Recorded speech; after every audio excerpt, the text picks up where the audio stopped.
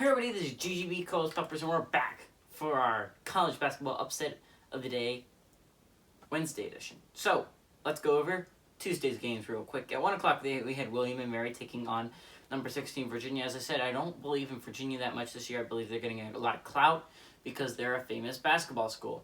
But doesn't matter. I thought William and Mary was going to lose, and that's what happened.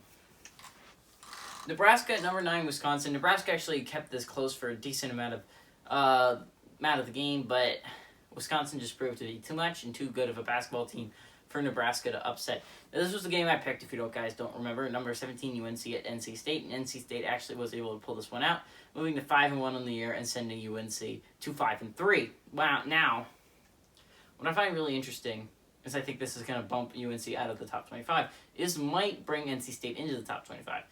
I believe they're a better team than a lot of teams that are in the top 25, especially some of these teams that I don't believe that should be, that are in the top 10. Some of them, West Virginia, they don't deserve to be in the top 10, and they don't deserve to be in the top 25, and they're in the top 10, which is just really confusing to me, but okay. This was a heartbreaker. The next one, number 15, Texas Tech was taking on Oklahoma, and at Oklahoma, and Oklahoma honestly should have won this game, or at least sent it to overtime. They probably should have sent it to overtime. So if you didn't watch the end of the game, I watched the end of the game. It was a very interesting end of a basketball game, in my opinion. So Texas Tech was up by 3 in the about 10 seconds left in the game, right?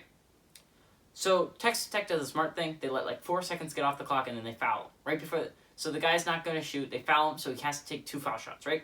So he takes the first one. He makes it, right? Second one, he misses, right? On purpose, so that they have a chance. So the guy rebounds it, and he shoots it again. He doesn't make it, but he gets fouled.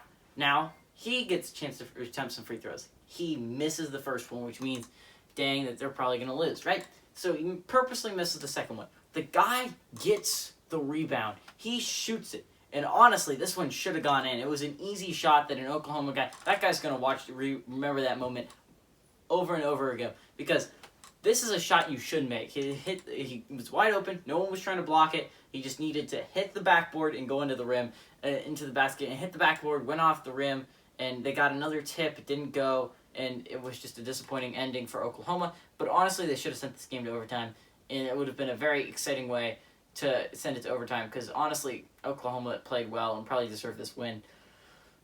This was also a really interesting game. Bradley at number 14, Missouri. Now remember, Missouri was favored by 11 points in this game.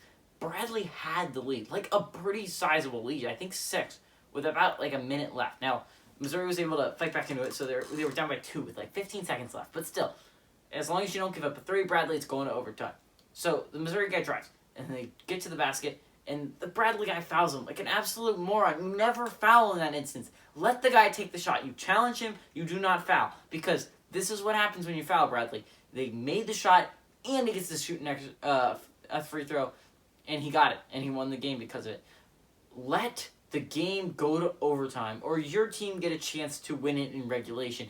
Do not do not do that. Now, honestly, Bradley probably should have won this game, which is disappointing for Bradley, because that would have been a huge win in their resume. But Missouri's going to stay undefeated on the year, but it makes me feel a little bit less confident in Missouri this year. Temple took on number 6 Houston, and all the rest of these games turned out the way you would expect.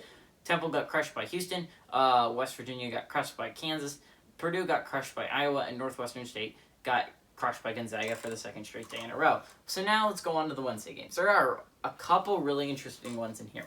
So first one, we have number 22 Xavier, who is undefeated on the year, taking on number 13 Creighton at home. Now, Creighton's favored by 7.5, mainly because Xavier hasn't played anyone of real caliber this year. They have a Marquette win, which was pretty impressive in overtime. But again, not a huge. They don't have a huge resume built up yet. Creighton has looked pretty good. They've only lost 2 games, one to Kansas and one to Kansas. They probably should have gone to overtime if the guy doesn't miss the free throw. It goes to overtime. Just disappointing for poor Creighton fans. Also, Marquette won, and there was a reason why. Marquette was a better team, at least in my opinion. They've lost 2 games since then, which is putting Marquette in a must-win situation here also today, which makes it interesting. They fell to 5-4, and now they kind of need to win if they want to stay in the thick of the hunt of play of March Madness. You don't want to fall to 5-5. That would be really bad for you, Marquette. But Xavier has a serious shot at pulling off the upset tonight. They have a really good team built together. And again, they're in the Big East, which means that they're a really good basketball conference. Now UCLA's at 5-2 is taking on number 25 Oregon, and now these are the only teams that I really do respect in the Pac-12. I really think that they're good basketball teams this year. UCLA, I mean, Oregon only has one loss, and that's to Missouri. Missouri's been good this year, although as I went over before, not a great team. Now UCLA has a serious chance of pulling off this upset because these are easily the two top teams in the Pac-12. Really, no one else deserves to be even in consideration because they're not that good. But UCLA and number 25 Oregon, I think those should be the two teams from the Pac-12 that go. They're good basketball teams. UCLA has a serious chance of pulling off the upset. Oregon had their biggest win of the season last outing when they won by 39 points. They look like a really good basketball team this year. Now, number 11 Rutgers at number 23 Ohio State. Now, Ohio State also has a serious chance of pulling off this upset, but I'd like to talk about Rutgers for a second. Rutgers has been so good this year. So good. Close to top 10. They're close to a top 10 team that's at number 11. And from the way West Virginia played, as long as they win, I think today, I think they might play on Saturday, but I'm not sure. Do they? I'll check my schedule real quick. They do not play on Sunday. So they're good. If they win this game, they'll be heading into next week. So if they win this game, they'll have a win against the top 25 Ohio State Buckeyes, right?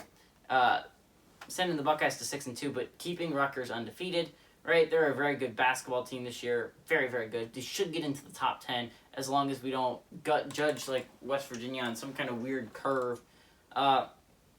Rutgers definitely deserves to be a top 10 team. They're a very good basketball team this year. From a watch to them, they really deserve it. I don't know. I don't believe that much in Ohio State. They've played some close games against the teams that I think they should easily handle. Notre Dame, for instance, I don't think is a very good basketball team that really kind of beat up on them, and they were able to pull out a win at the end, but they really didn't deserve it that much. So I don't know that much about the Buckeyes. I don't believe in them as much, but they have a serious chance of pulling off the upset. They have a very good team this year. I said I don't believe in them that much, and that means I don't believe in them in just winning the Big Ten. Caliber good, but dang, they should make the playoffs because I think there's 13 teams in the Big Ten legitimately that have a case to make. That could have a case to make when it comes to March because 13 teams are really good. Obviously, Nebraska is absolute hot garbage, but I think 13 teams in the Big Ten are legitimately good, which makes this conference is going to be fun this year. So we have USC Upstate at number 8, Tennessee. There's a reason why I don't believe that USC Upstate is going to win, mainly because Tennessee is like 5-0. USC Upstate is 0-7, and Tennessee is favored by 32.5. I don't really think I need to go deeper in this. Last time they played in the regular season in 2013, Tennessee won 74-65. So only 9-point game there, but Tennessee's a very good team this year. USC Upstate as obviously is very not. This is a really good game. In my opinion, is going to be one of the top games to watch this week. So we have number 18 Illinois taking on Penn State at home. Now Penn State really doesn't want to fall to 3-3. That needs to be a win for them. Also, Illinois doesn't want to fall to 5-4, right? That could bump them out of the top 25 rankings. So this becomes kind of a must-win game for both teams. Unfortunately, Penn State lost a close one against Michigan about a week ago. But Penn State really, I think they want to get out there, get revenge. Remember, this is a team that has a win against Virginia Tech, a very good Virginia Tech team. They have a win against a pretty good VCU team. They have some pretty high-caliber wins on the year already, and they haven't even started Big Ten. Well, they started Big Ten play. They haven't notched a Big Ten win yet, right? I think they have a serious chance of winning. Right now, Jamari Wheeler, the guard for Penn State, is leading the Big Ten with a 5.8 assist-to-turnover rate, which is absolutely insane. Great job by Jamari Wheeler. But there's so many guys on this Penn State squad that I really think are really good. You have Seth Lundy, who was phenomenal against VCU, like absolutely dominant. Isaiah Brockington's been good. I love Miles Dredd's talent. Miles Dredd was good last year, and they haven't used his talent as much this year, but I really think they can. And then Myron Jones, who's just a three-point assassin. Whatcha? Nails three-pointers. He's honestly one of the best on the team at that. I'm really excited to see how the Penn State team does this year without Pat Chambers at the helm. I think they have a really good squad put together. I think they have a serious chance of pulling off the upset tonight against Illinois. Again, I don't think Illinois, I think they're a Tier 2 team, and Tier 3 teams like Penn State can definitely upset Tier 2 teams like Illinois. And then finally, we have number 5, Villanova, which is sitting at 7-1, taking on Marquette, which is 5-4, right? So Marquette, this becomes a must-win game. They've lost back-to-back games with Xavier and Seton Hall. Xavier one is definitely, you can point to it, they're a very good team this year. They're undefeated. Seton Hall's a little bit less of a great win, mainly because Seton Hall hasn't been all that great this year. But Marquette definitely needs a win here. Put them to 6-4. Now Villanova, if they want to stay top 10, I think they need a win here, or they can't be embarrassed. They're favored by 4.5 here, which this is a really good game. And all these games, other than USC Upstate at number 8, Tennessee, right? All these games I was close to picking, but it's time for GGB's upset of the day. By the way, I'm sitting at 1.5 points, which means I just need 1.5 more points to go. And I will not have to do the dare this week, which thank God. But drum roll, please. I'm going to pick Penn State to upset number 18, Illinois. I love what I've seen so far out of this Penn State crew. Miles Dredd, as I listed all these guys before. But I really like them. I think they have a chance to go far this year, and I think they are right now playing at a higher level than Illinois is. So give me the Nittany Lions to upset Illinois. So, everybody, this is GGB Coles Pepper saying adios, amigos, and go Nittany Lions.